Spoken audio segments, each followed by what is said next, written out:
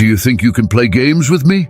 Brad growled, clenching his fists until his knuckles cracked. You think your quiet act will work here at Lincoln High? Emily slowly raised her head, and something in her eyes made the crowd hold its breath. A cold gleam, nothing like fear. I'm not playing, Brad. Her voice was astonishingly calm. I was just hoping you wouldn't force me to show who I really am. And who are you exactly? He drawled, mocking her, oblivious to the fact that in 5 minutes he'd be lying on the ground and the whole school would be buzzing about what had happened. Stay tuned for the most interesting part. Don't miss out.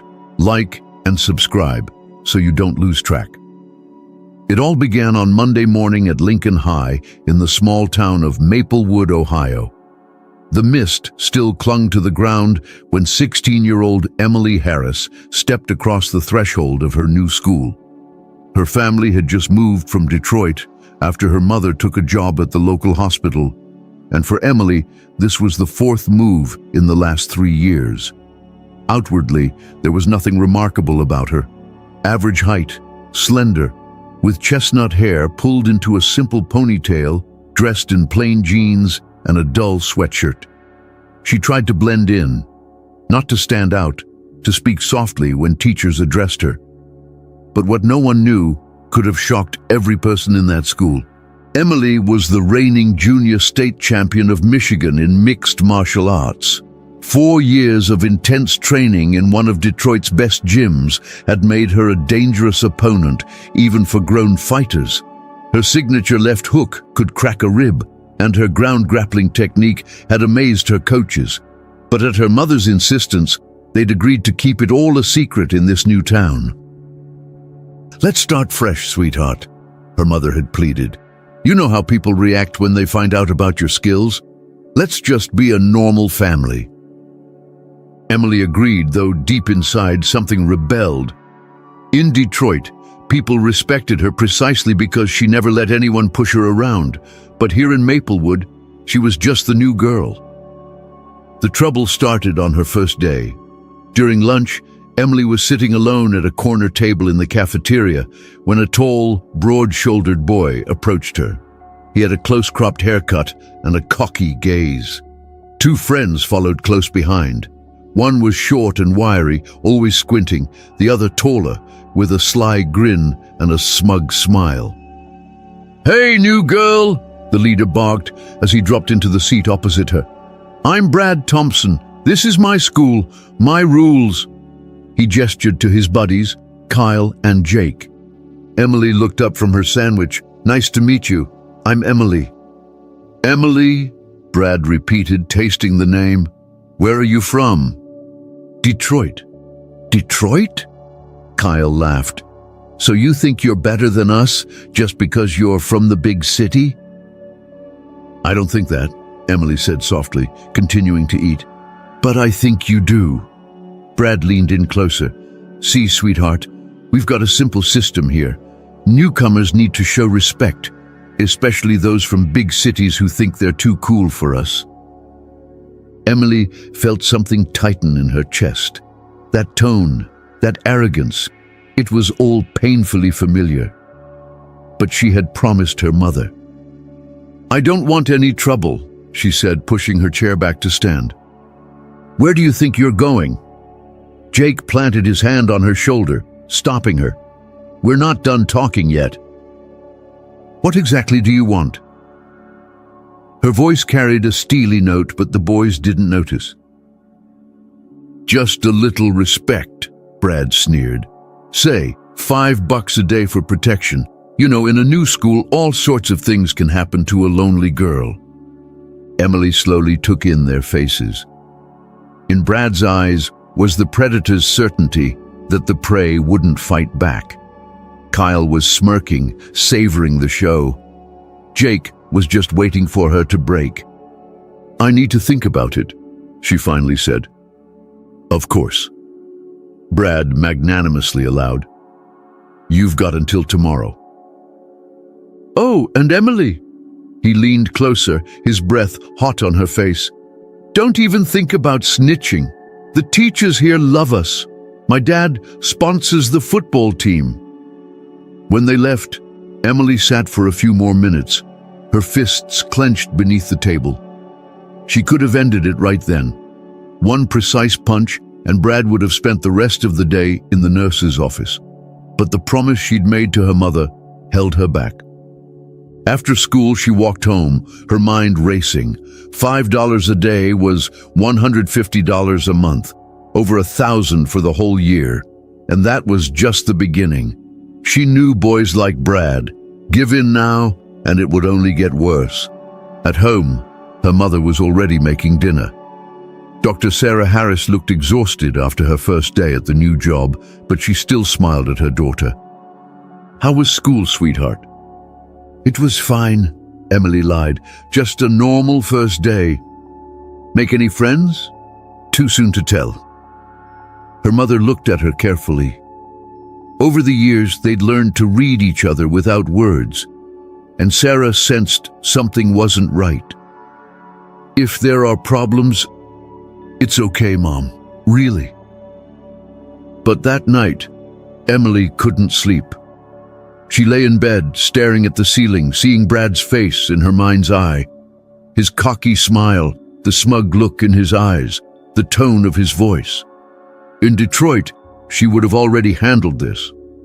Everyone there knew not to mess with Emily Harris, but here, she was just the quiet new girl who didn't want any trouble. The next morning, on Tuesday, things escalated. Emily had barely stepped inside the school when Brad and his friends intercepted her at the stairwell. "Well, have you thought it over?" he asked, getting straight to the point. "I'm not paying you," Emily said firmly. The smile slid from Brad's face. "What did you say?" "I said no." For a few seconds, they stared at each other. Then Brad laughed, but it was a cold, joyless sound. "You know what, sweetheart? I hoped you'd be smart about this," he shrugged. "But if you want to play hero..." What happened next was a waking nightmare for Emily. Brad and his friends seemed to declare open season on her. Between classes, they found ways to make her life miserable. In first period chemistry, Kyle accidentally shoved her, sending all her notes flying. When she bent to pick them up, he stepped on her notebook with his dirty boot. "Oops," he smirked.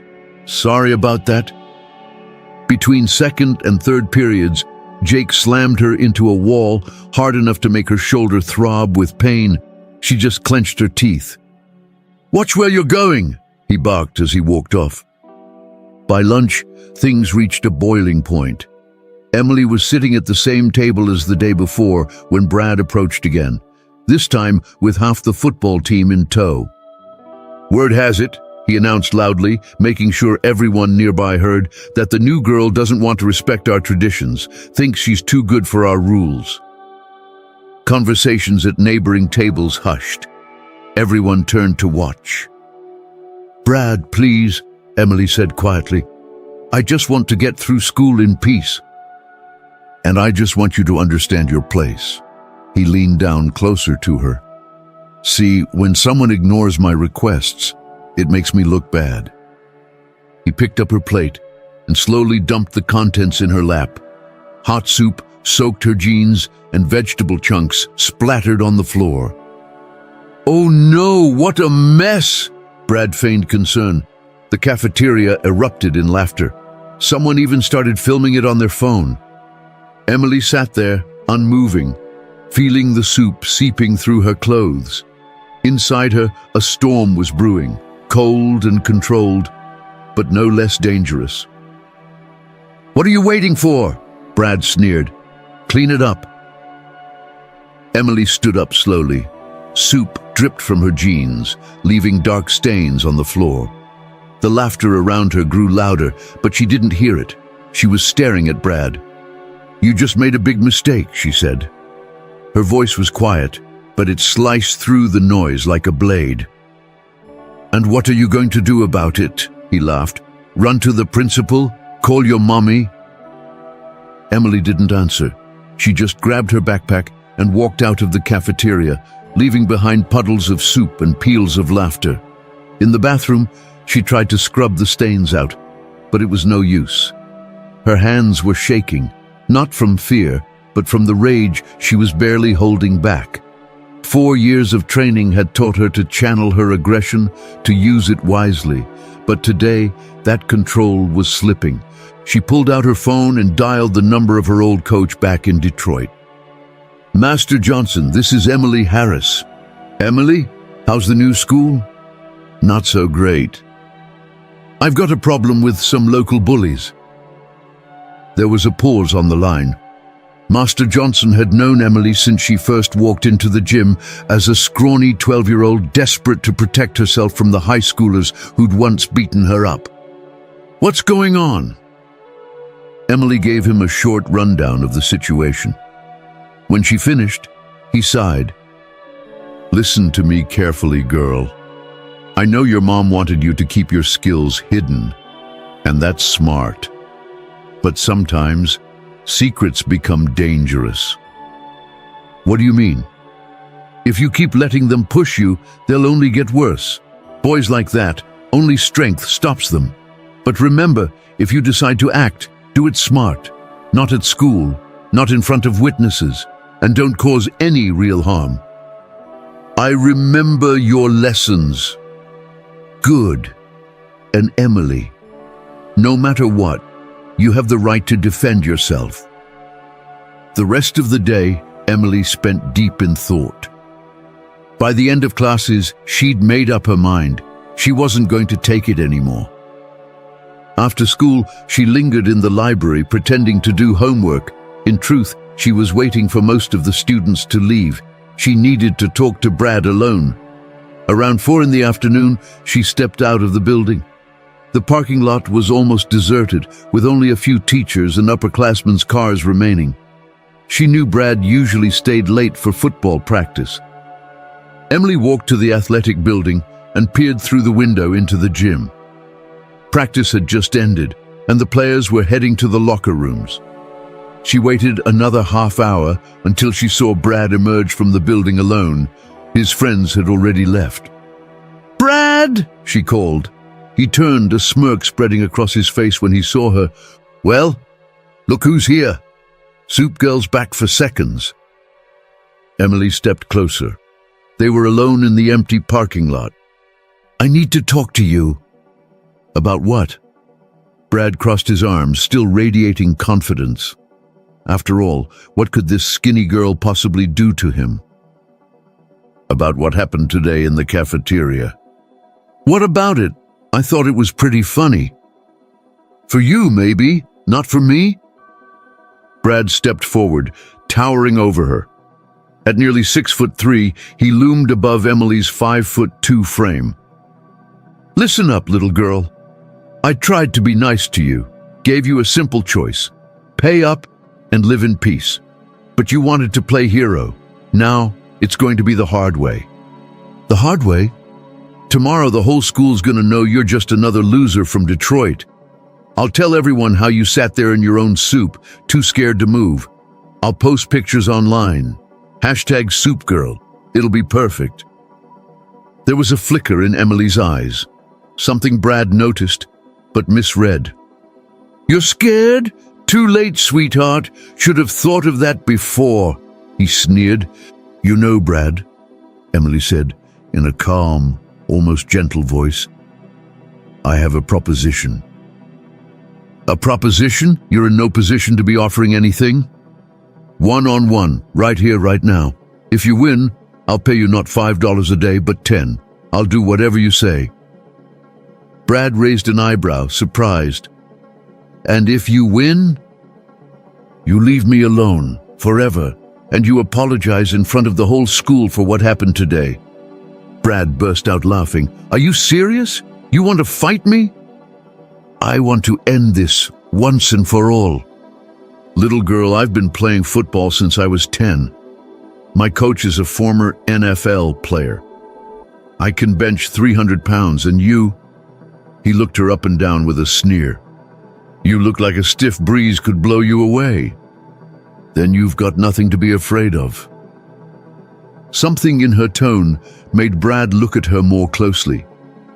Emily stood there perfectly calm, her arms hanging loosely at her sides, but there was a quiet confidence in her posture that he hadn't seen before. "All right," he finally said, "but no rules. Anything goes." "Anything goes," she agreed. They stepped to the center of the parking lot. The asphalt was clean, no cars around, a perfect spot for a fight. Brad stripped off his hoodie, revealing a muscular torso. Years in the gym had paid off. Broad shoulders, a thick chest, powerful arms. He knew he looked intimidating.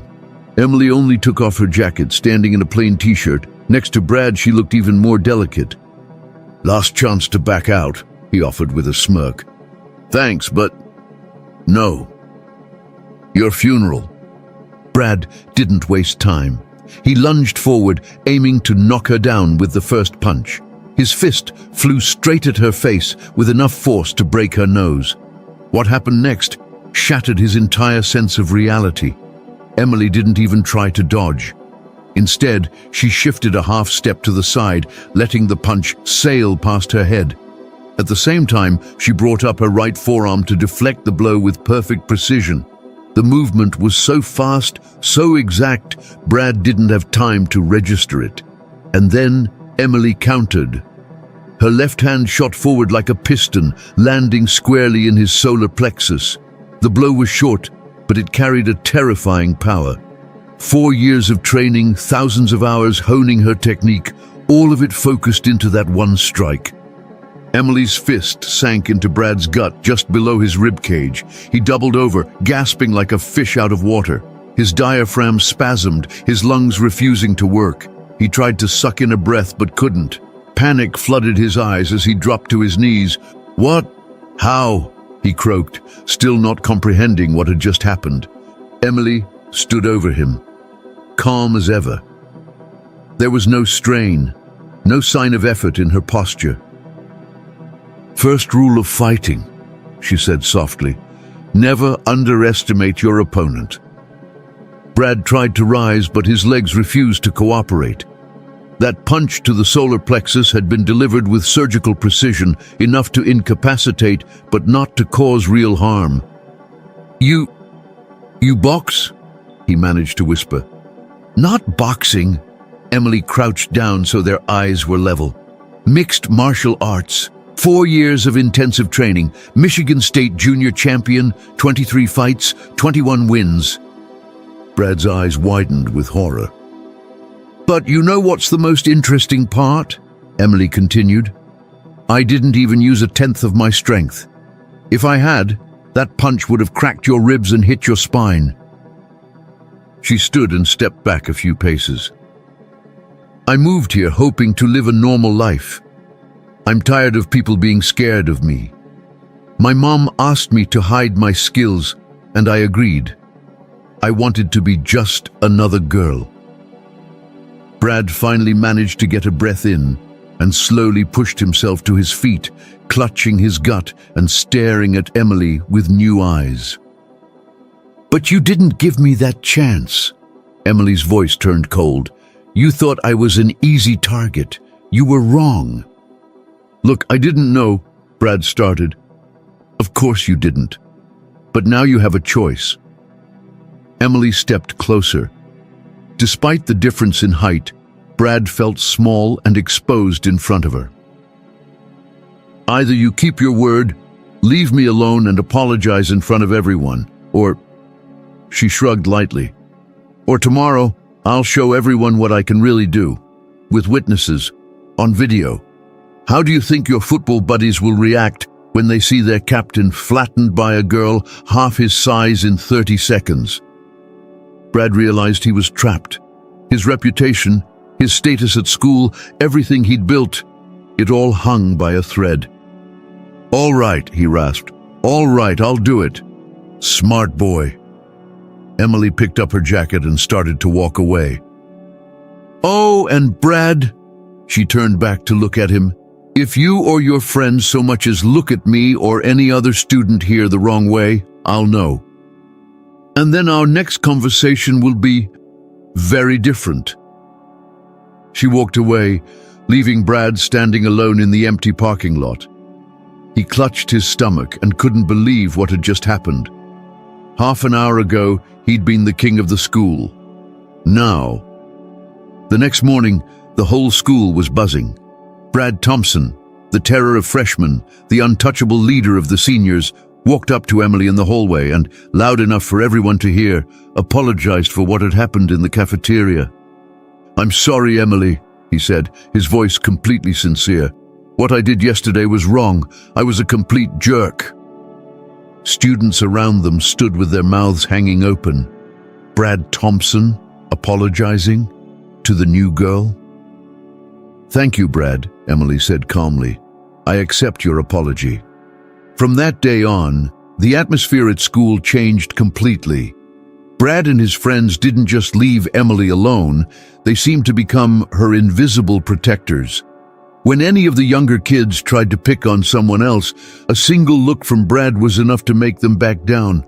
But the most surprising thing happened a week later. A group of girls approached Emily, led by Jessica Martin, one of the most popular students in school. "Emily," Jessica began hesitantly, "we heard,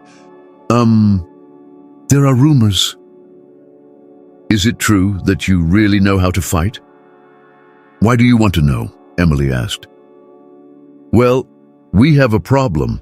Some guys from another school keep harassing us after classes.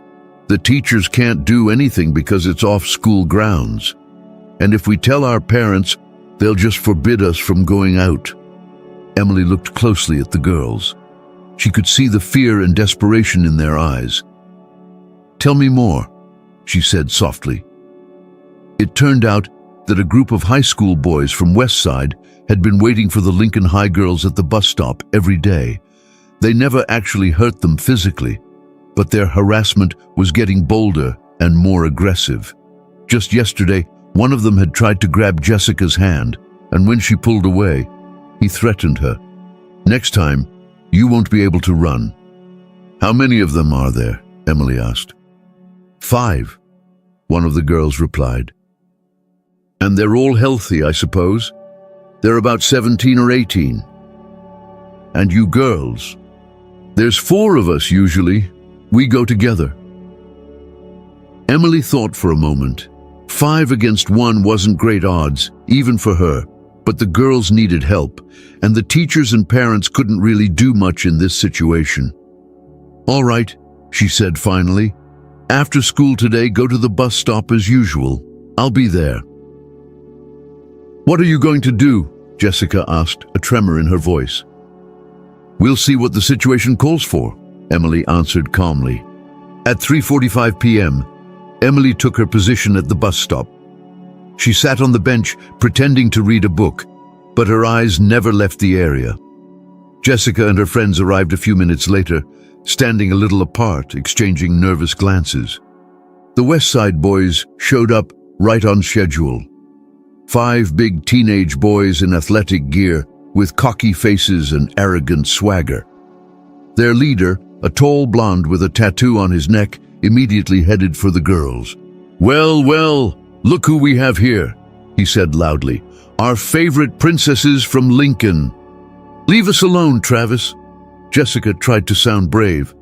"Are we bothering you?" he sneered. "We're just having a little chat." He grinned. "By the way, yesterday you ran off too quickly. Didn't even give me a chance to get to know you better." He reached out to touch Jessica's cheek. She shrank back, but one of his friends stepped behind her, cutting off her escape. "Don't be scared, sweetheart, I don't bite," he said mockingly. That was when Emily stepped in. "Excuse me," she said, walking up to the group. "Could you move, please? The bus will be here soon, and you're blocking the way." Travis turned to her, his eyes narrowing as he sized her up. "And who the hell are you?" "I'm a student at Lincoln, and these girls are my friends." "I see," he scoffed. "Well, why don't you run along? We're having a little chat with your friends here." "I'm afraid that's not going to happen," Emily said evenly. "They don't want to talk to you." Travis took a step closer to Emily. He was nearly 2 meters tall, and next to him, she looked tiny.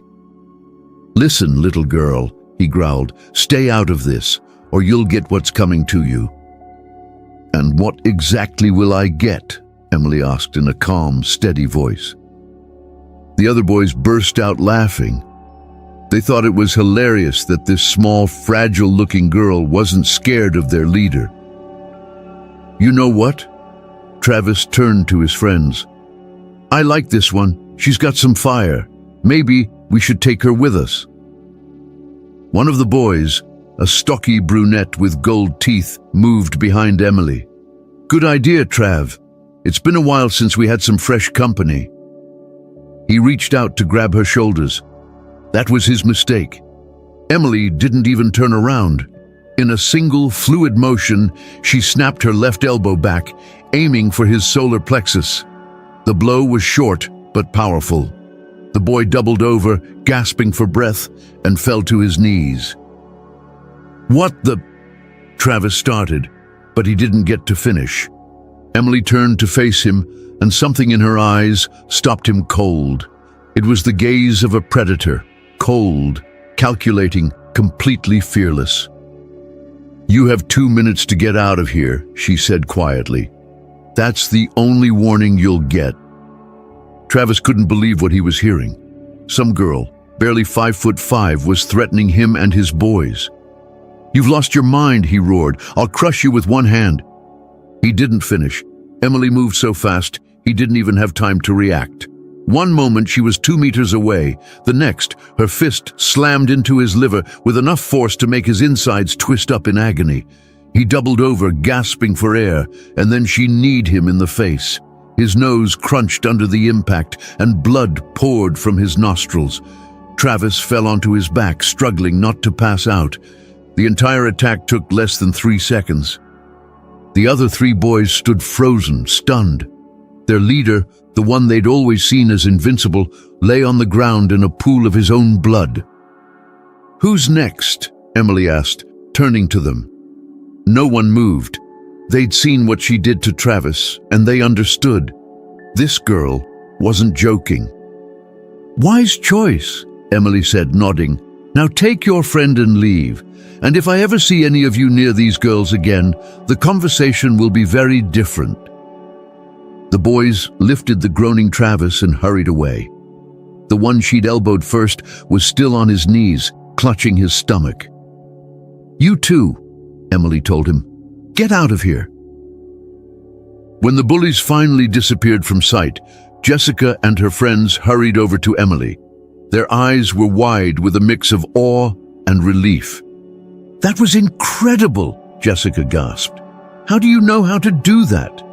"It's a long story," Emily shrugged. "The important thing is, they won't bother you anymore."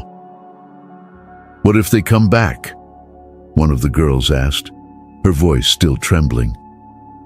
"They won't," Emily said. "Guys like Travis only understand strength. Today, he learned a lesson he won't forget anytime soon." Just then, the bus arrived at the stop. The girls climbed aboard, still talking in excited whispers about what had just happened. Emily stayed behind, waiting for the next bus. By the time she finally got home, her mother was already preparing dinner. "How was school today?" Sarah asked, as usual. "Better," Emily replied with a small smile. "Much better." Her mother studied her face closely. Something had shifted in Emily these past few days. She seemed more confident, more at ease. The constant tension that had been in her movements since the first day at her new school was gone. "Did you make some new friends?" Sarah asked carefully. "Yeah," Emily said. "Turns out there are some pretty good kids here."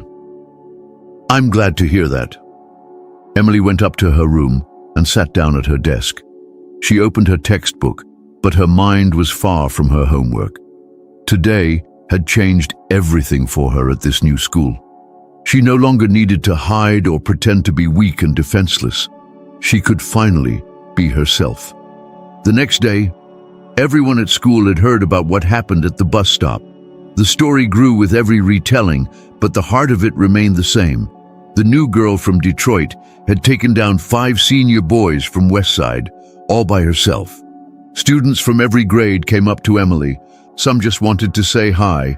Others asked her how to stand up for themselves. A few girls wondered if she could show them some self-defense moves. "Of course," Emily agreed. "I think that would be really useful."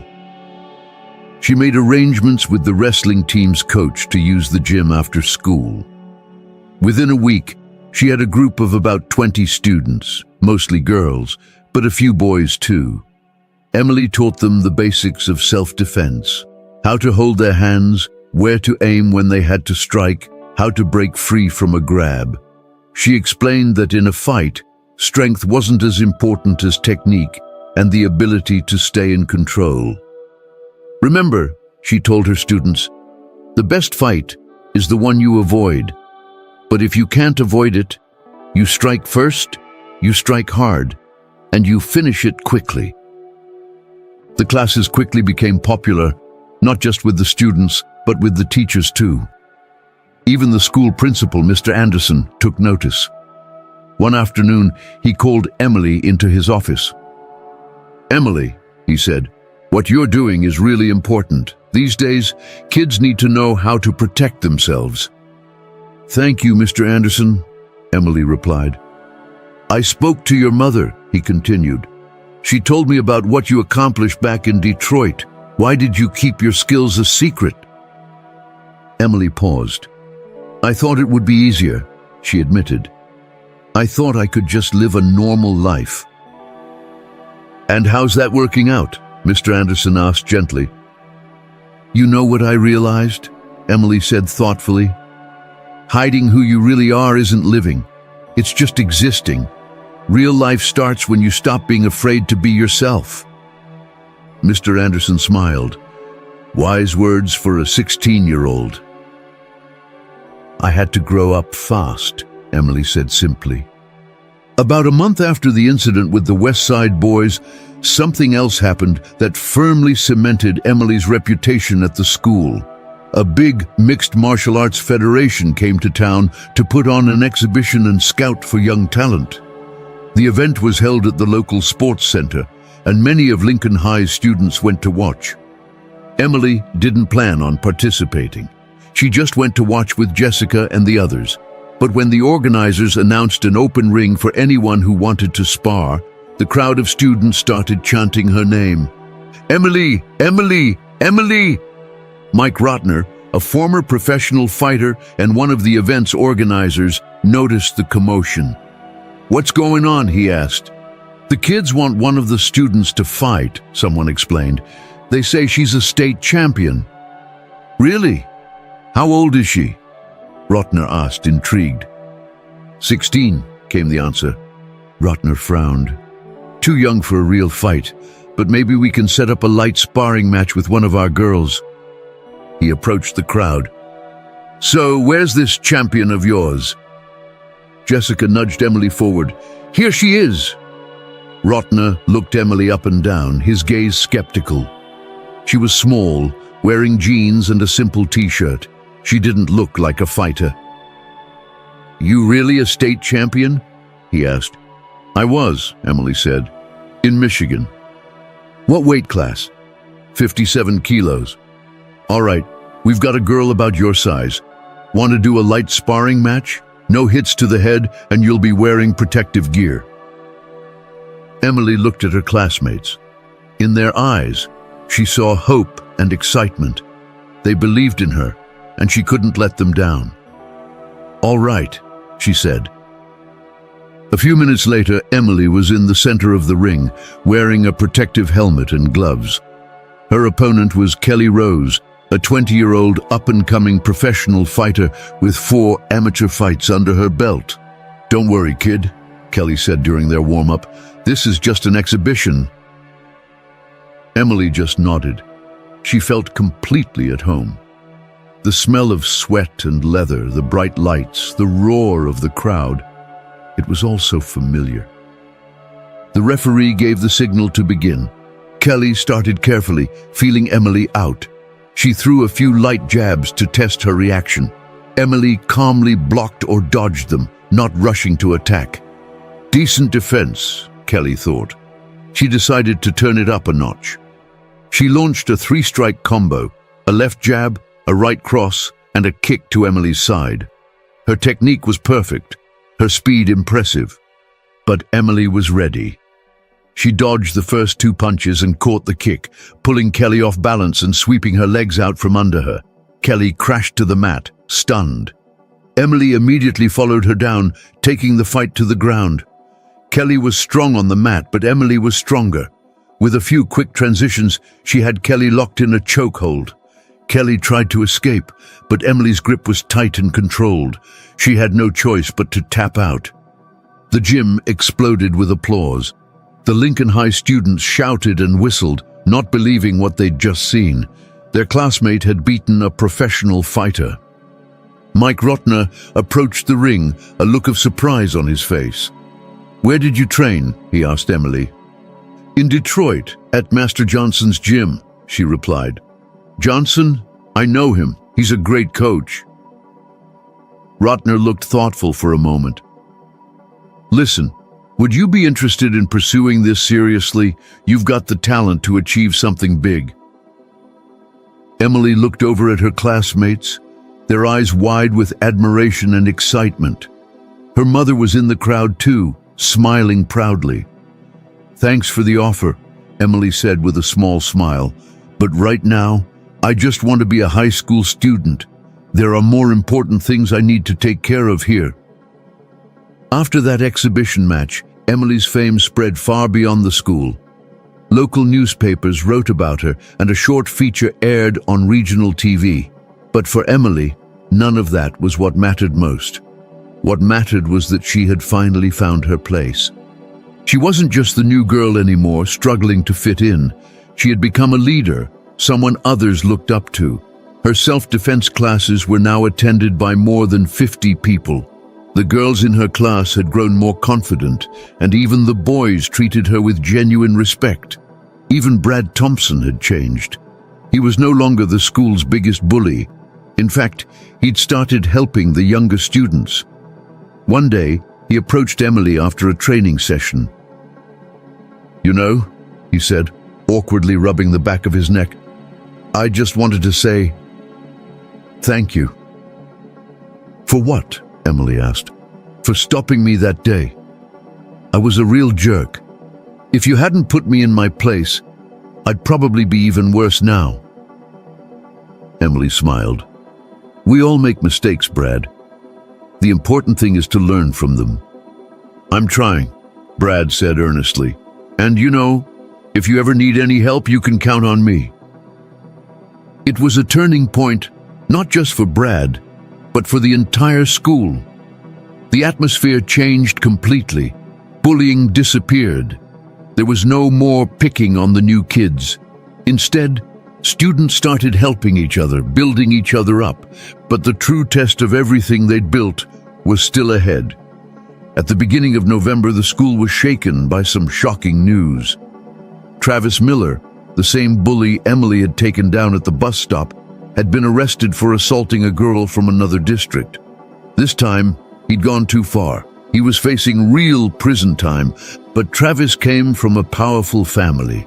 His father, a wealthy businessman, hired the best lawyers money could buy. They started working to get the charges against his son dropped. One of their strategies was to accuse Emily of provoking the incident back in October.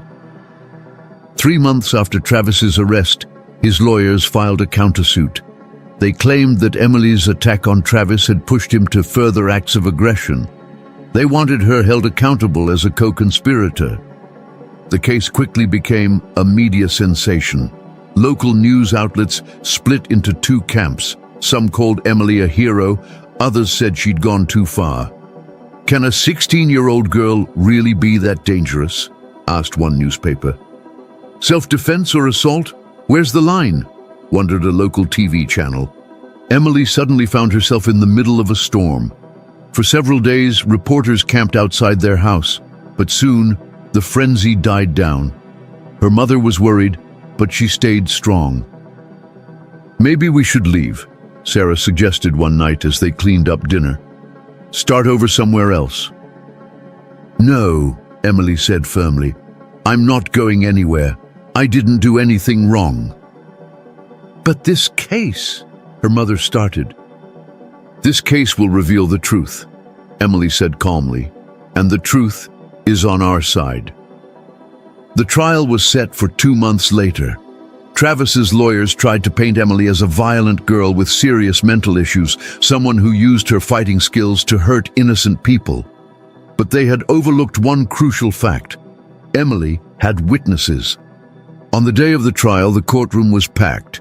Students from Lincoln High came to support her, along with teachers and parents. Jessica and her friends sat in the front row, silently cheering her on. Travis's lawyer opened with an emotional speech, painting his client as a boy who'd gotten caught up in a normal teenage encounter that spiraled out of control. "Ladies and gentlemen of the jury," he said, "this is the story of a simple attempt at teenage flirtation that turned into a savage beating. My client was merely trying to get to know some girls like any boy his age might—" "Objection," Emily's lawyer interrupted. "Your Honor, Mr. Miller is not the defendant here." "Sustained," the judge said. "Watch your phrasing, counselor." Travis's lawyer continued, but when it came time for witness testimony, the narrative started to crack. Jessica Martin was the first to take the stand. "Tell the court what happened that day at the bus stop," the prosecutor prompted her gently. "Travis Miller and his friends had been harassing us for weeks," Jessica said, her voice shaking. "They said disgusting things. They tried to touch us. That day, Travis tried to grab my face. When I pulled away, one of his friends stood behind me so I couldn't run." "And then what happened?" "Emily stepped in," Jessica said, gaining strength. "She told them to leave us alone, but they started threatening her too." "Who attacked first?" the prosecutor asked. "One of Travis's friends grabbed Emily from behind," Jessica said firmly. "She defended herself." Travis's lawyer tried to undermine Jessica's testimony, but she held her ground. Other girls, along with a few random bystanders who'd witnessed the incident, all testified to the same thing. Emily had acted in defense of herself and the other girls. But the most powerful testimony came from Emily herself. "Miss Harris," the prosecutor said, addressing her gently, "could you tell the court about your history with sports?" Emily stood up, shoulders squared, and began to speak. She told them about how she'd started training in martial arts after she herself had been bullied at school, about the years of discipline, the competitions she had won, and how her training had taught her not just to fight, but to control her aggression. "My coach always said," she continued, "that real strength isn't about causing pain. It's about knowing when to stop. That day at the bus stop, I could have seriously hurt those boys, but I used the minimum force necessary to stop them." "And what did you feel in that moment?" the prosecutor asked. "Responsibility," Emily said without hesitation. "For the girls they were trying to hurt, for myself, and for showing them that what they were doing was wrong." Travis's lawyer tried to shake her during cross-examination, but Emily stayed calm and honest. She didn't make excuses or downplay what had happened. "You admit you struck my client?" he pressed. "Yes," Emily said, "I admit it." "And that it was a strong blow?" "Strong enough to stop him," she answered simply. "Did you consider that you might seriously injure him?" "I had full control over the strength of the blow," Emily said. "My coach taught me how to measure my force according to the situation." "But you could have just run away, couldn't you?" the lawyer asked, leaning forward. Emily met his gaze with a steady, unwavering look. "And what about those girls? Were they supposed to run too? For how long? Someone had to stop your client, and I did." The courtroom erupted in applause, but the judge quickly called for order. The final statements were a formality. The prosecutor's arguments were clear and compelling. Emily had acted within the law to defend herself and others. The jury needed only 20 minutes to reach a verdict. The decision was unanimous, not guilty on all counts.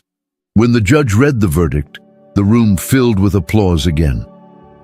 Emily hugged her mother, who was crying tears of relief and pride. "Thank you for believing in me," Emily said to her classmates who had stayed until the very end to support her. "We always believed in you," Jessica said with a smile. "You taught us the most important lesson, not to be afraid, to be strong." After the trial, life began to return to normal. The media lost interest, and the reporters stopped crowding outside their house.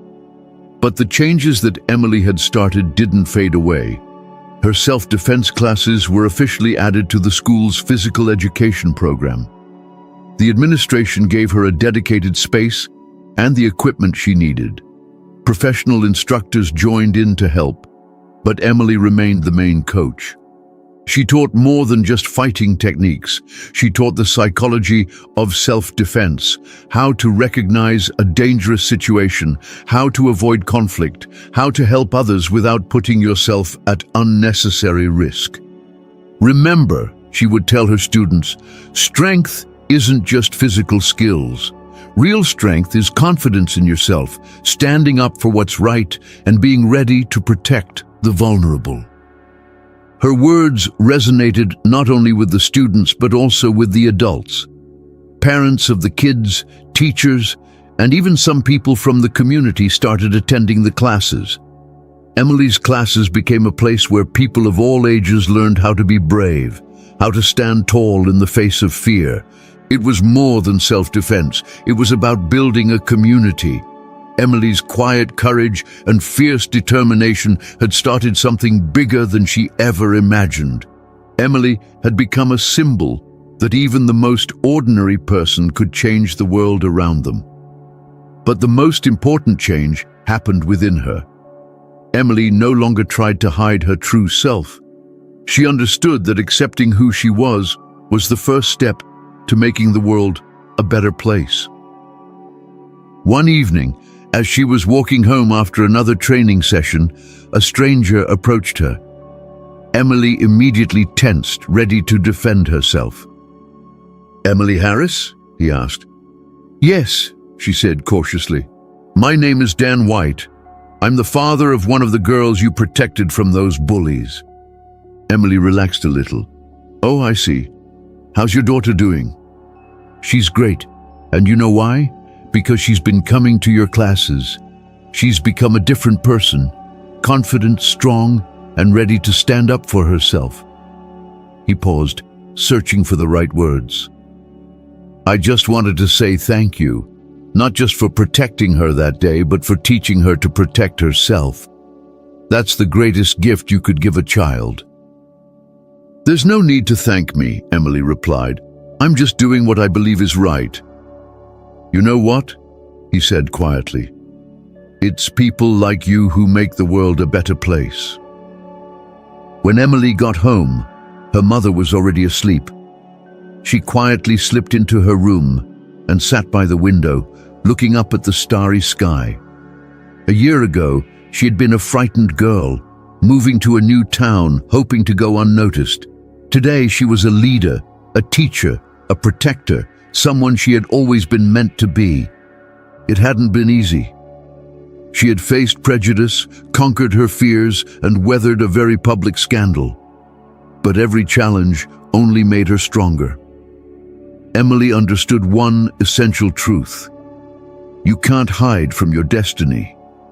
You can try to be someone else, to fit into the expectations of others, but sooner or later, your true nature will come out. And when that happens, you have to be ready to take responsibility for your strength. The next day at school, Emily was in for a surprise. Principal Anderson called her to his office where members of the city council, the parents' committee, and the local press were gathered. "Emily," the principal said solemnly, "the city council has decided to award you an honorary medal for courage and service to the community. You're the youngest person in our town's history to receive this award." Emily was stunned. She had never imagined her actions would be recognized in such a way. "Thank you," she said, accepting the beautiful medal from the mayor's hands. "But I want to share this award with everyone who stood by me, with my students who found the strength to change, with my classmates who believed in me, with the teachers who helped me grow." Her speech was short but deeply sincere. She spoke about how true strength didn't come from physical skills, but from the willingness to stand up for the truth, to help the weak, and to never be afraid to be yourself. "Each of us can be a hero," she concluded. "We just have to find the courage to take that first step." In her final year at Lincoln High, Emily became the student council president. She used that position to completely dismantle the last remnants of the school's hierarchy of power and intimidation. She helped establish an honor court, a body that resolved conflicts between students through reconciliation and understanding rather than punishment. "The goal isn't to punish the bully," Emily explained to those learning how the honor court worked. "It's to help him understand why his behavior was wrong and to change it." The system worked. The number of serious conflicts at the school dropped to nearly zero. After the award ceremony, a reporter from the local newspaper approached Emily. "What are you planning to do next? I hear a lot of sports federations are offering you professional contracts." "For now, I just want to finish high school," Emily replied with a quiet smile. "And maybe someday I'll become a coach. I want to help other kids find their strength, the way my coach helped me." "Do you regret not hiding your skills from the start?" the reporter asked. Emily paused to think. "You know, I spent a long time trying to be someone I wasn't. I thought it would be easier that way. But it turned out to be the opposite. When you hide your true self, you're not just lying to others, you're lying to yourself. And sooner or later, that only causes problems." "So you believe we should always be honest with ourselves?" the reporter pressed. "Yes," Emily said firmly. "Every person is born with certain talents, abilities, and a purpose. Our job isn't to hide them, it's to use them for good. Of course, that requires responsibility, but there's no real strength without responsibility." The interview was published on the front page of the paper and quickly spread across the internet.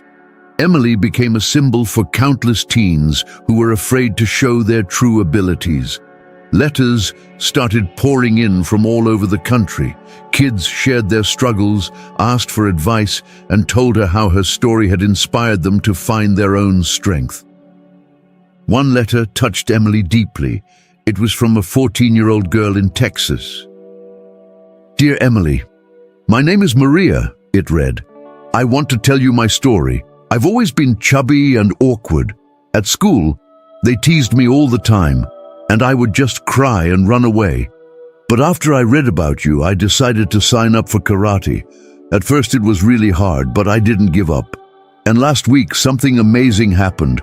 When the older boys tried to tease me again, I didn't cry. I looked them in the eyes and said, 'Leave me alone.' And you know what? They did. Thank you for showing me that anyone can be strong. Your grateful fan, Maria." Reading letters like that, Emily knew she had found her true calling. She wanted to help kids find their inner strength, to teach them not to be afraid to be themselves. 6 more months passed. Emily was now in her final year, preparing to apply to college. She chose to major in psychology with a specialization in sports medicine. She wanted to become a sports psychologist and work with young athletes. But fate had one more test in store for her. One evening, as Emily was walking home after training, a stranger approached her. She immediately sensed danger. He was clearly drunk and aggressive. "So you're the little bitch who messed up my son," he growled. Emily knew instantly who he was.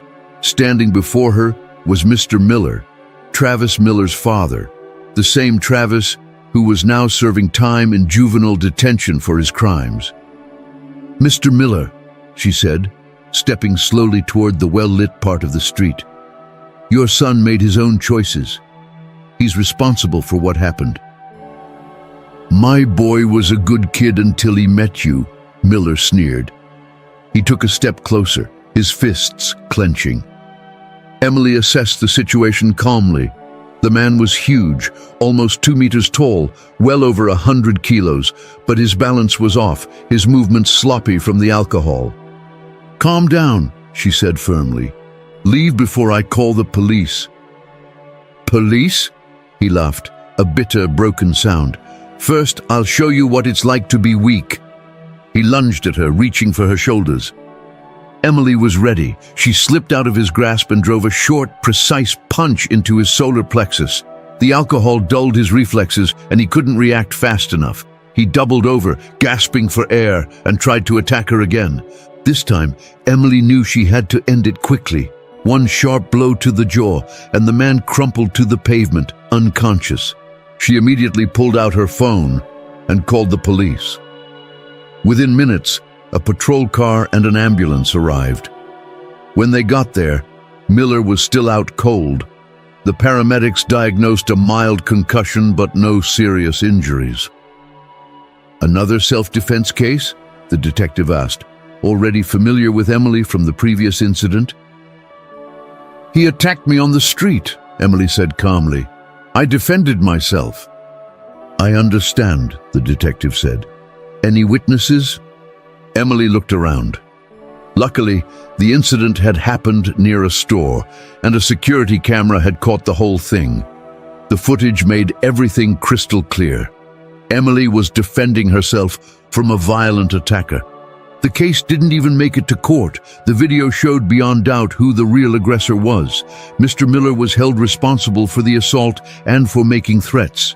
Emily was officially recognized as having acted in lawful self-defense. But the incident made her think. She realized that her reputation might not only attract admirers, but also those who wanted to test her strength or take revenge for past defeats. That evening over dinner, she said to her mother, "Mom, I think we need to have a serious talk." "About what, sweetheart?" Sarah asked, setting down her fork. "About what happened today, and about what might happen in the future." Emily told her mother everything, her fears and her worries, how she was concerned not just for herself, but for her friends, her students, and everyone close to her. "Are you afraid?" Sarah asked quietly. "No, I'm not afraid," Emily said steadily, "but I'm worried. What if next time it's not just one drunk man, but a whole group?" Sarah was silent for a long moment, thinking carefully. "You know what, Em?" she said finally. "I'm proud of you, not just because you can fight, but because you think about others, because you're willing to take responsibility for their safety." "But what should I do?" Emily asked softly. "Exactly what you've always done," Sarah said with a gentle smile. "Be yourself. Protect those who need protection, and never let fear control your life." The next day at school, everyone was talking about what had happened. The story spread quickly around town. Emily had defended herself again. Students from every grade came up to her, offering their support and encouragement. The local newspaper ran an article about the problem of school safety, using Emily's story as a powerful example. But most importantly, the incident didn't break her spirit. It only strengthened her resolve to keep helping other kids. Her self-defense program expanded to other schools in the district. Emily traveled regularly, giving seminars and sharing her experience with other trainers. Most importantly, the kids themselves began to change. They grew braver, more confident, ready to stand up for themselves and for each other. Incidents of bullying dropped dramatically. "You know what your greatest victory is?" Jessica asked her one day. "What?" Emily replied. "You showed all of us that you can be strong and kind at the same time. That real strength isn't about hurting the weak. It's about protecting them." In her final year, Emily's leadership only grew. As student council president, she used her influence to dismantle the last remnants of the old fear-based hierarchy. The honor court she helped create became a model of fairness and empathy. No one was punished for the sake of punishment. It was about understanding, growth, and second chances. The goal isn't to punish the bully, Emily explained to everyone, but to help him understand why what he did was wrong, and to change. And it worked. Serious conflicts in the school dropped to almost zero. Finally, graduation day arrived. Emily stood on stage in her cap and gown, diploma in hand.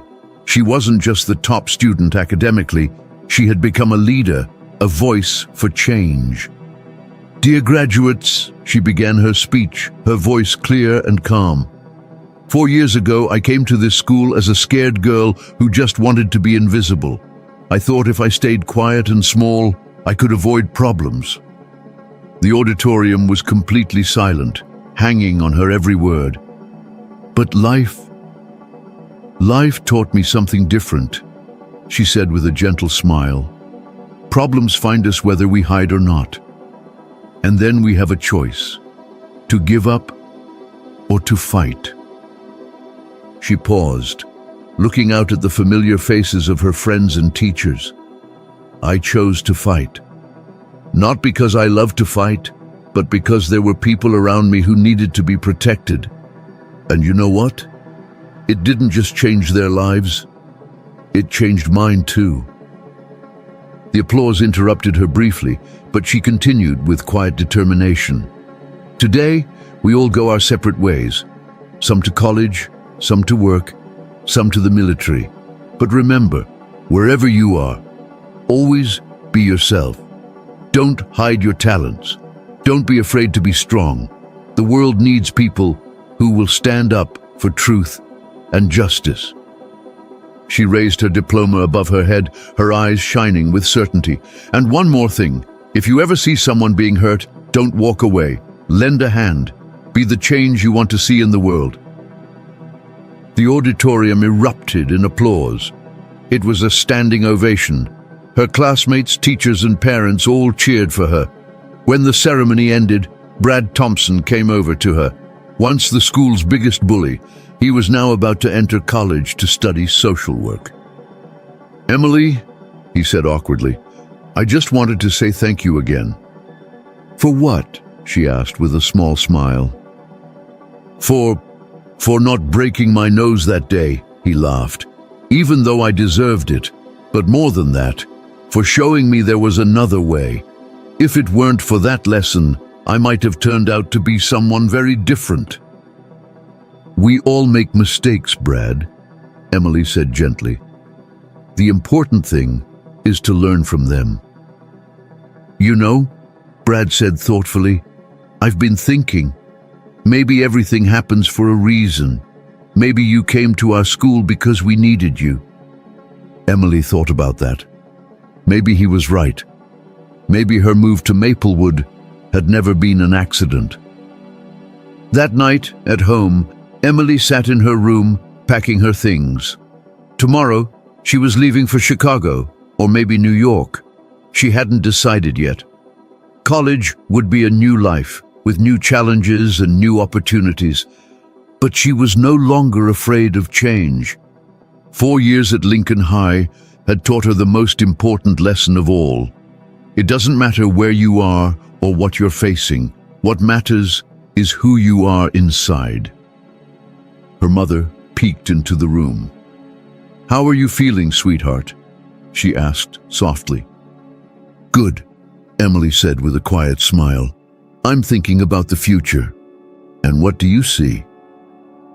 I see a lot of work, a lot of kids who need help, a lot of chances to make the world a better place, Emily said, her voice steady. I'm proud of you, her mother said.